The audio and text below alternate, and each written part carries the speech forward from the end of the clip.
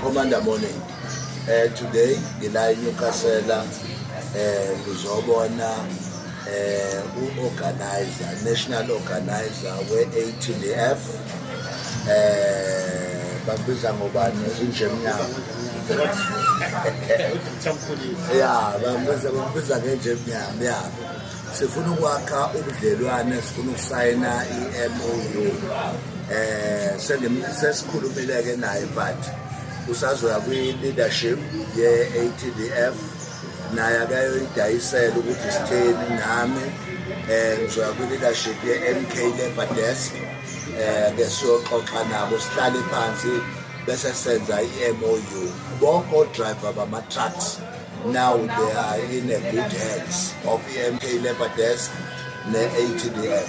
Sifuna ukwenza ubudlelwane siqonde ngqo enkingeni esibhekene nayo njalo uma sikhuluma ngabo-driver.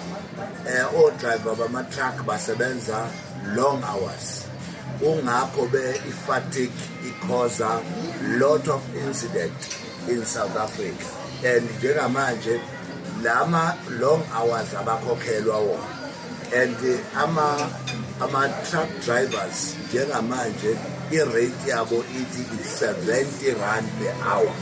But I was so shocked Jemnyama uthola ukuthi o-driver khona bahola ngisho 5,000, code 47,000, code 40 without a night shift, without an overtime, without a Sunday, without a holiday.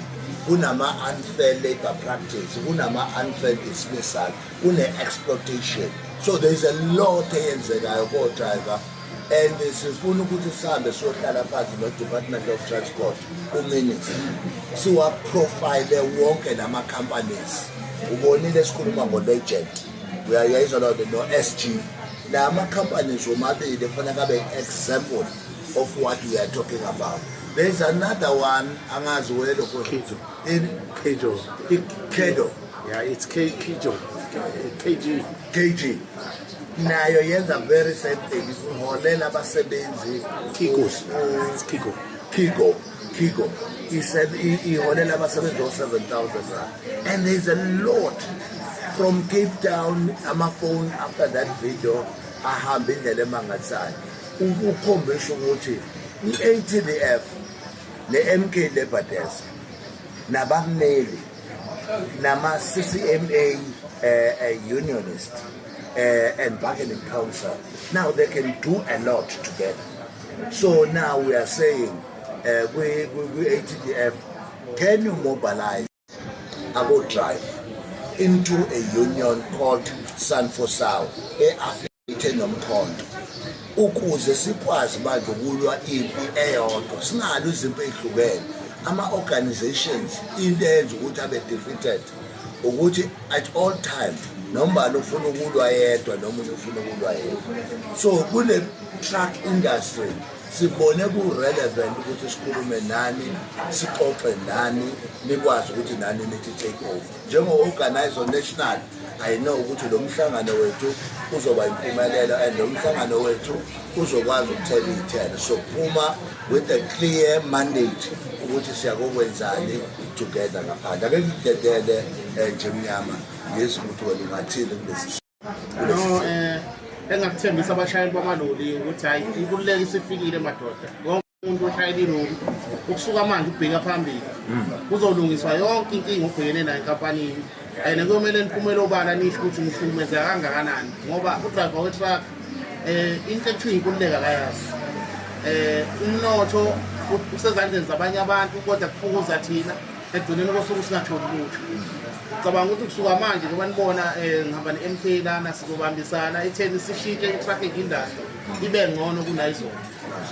Njengoba nibona-ke bashayeli nonke ukuthi kubo bonke ohulumeni abakhona na uhulumeni usondele eduze kwabashayeli, okusho ukuthi usizi lethu njengabashayeli selifike ezandleni okuyizona-ke manje liyozwakala. Sicabanga ukuthi kukhulu okuhle okuzayo ukusuka manje sibheke phambili. Yeah, nje ngingayibuka lelo kuze labo Moyo Rivayo namanye amalokhu ngenalo kakhulu kulento nohulumeni wangena kodwa wangenelela ngonyawo lemvelo.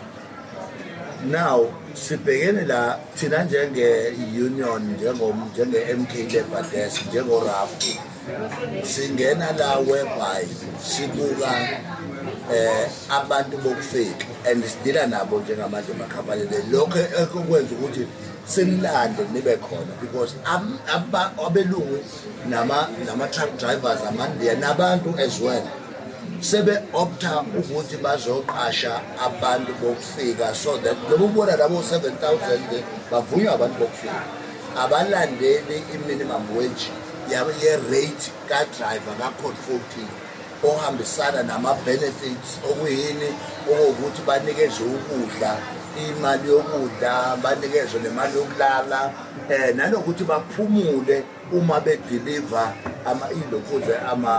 umkhiqizo wabo. So what are you saying about lento yabantu bokufika singayilungisa kanjani? Ngicabanga ukuthi njengoba sisebenzisana ne-MKG indawo yabantu bokufika sekuyobalula siyilungise ukubambisana ngoba besithi uma siyilungisa aqhamuke uhulumeni nabaqashi babuyisane nathi kodwa manje ngoba sekukhona uhulumeni osondele kuthina njengabashayeli ngicabanga ukuthi usizi lwethu lonke sesolibeka ezandleni ey'fanele futhi nomehluko sowubona ukusuka manje sibheke phambili. Engingakusho kakhulu ukuthi amakhampani vele asichaphaza nje ngenxa yabo abafowethu laba bokuhamba ngoba bavuma yonke into angithi bayazazi ukuthi vele usuka le ngakubo umuntu umakho ezindlu afike la China lokho abamnika kona uyakuthatha manje thina-ke siyithola sesicindezeleka amalungelo abashayeli ayacindezelwa kakhulu yacindezelwa ngamabomu umthetho ukhona ubekiwe kodwa ulandele kodwa-ke siyathemba ukuthi nje kusuka manje ukuya phambili kwasibambisene nani khona umehluko sizowuthola. Siyabonga kakhulu. Ngicela ushiye inamba yakho nje